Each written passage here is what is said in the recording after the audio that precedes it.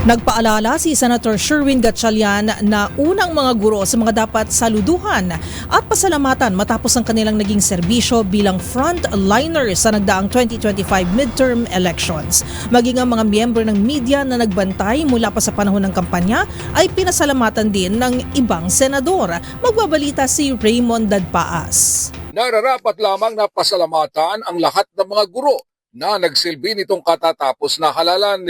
Ayon kay Senador Sherwin Gatchalian, sila ang nagsilbing frontliners para lang magkaroon tayo ng isang maayos na eleksyon.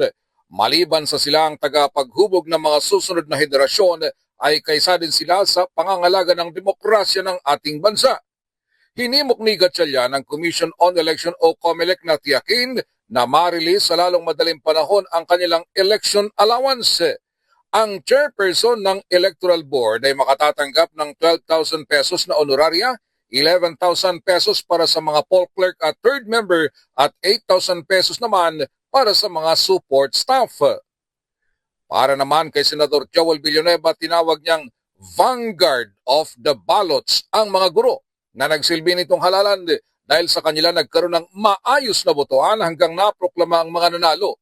Nagbigay-pugay din si Villanueva sa mga sundalo at pulis sa pangalaga sa peace and order, mga health personnel at mga poll volunteers.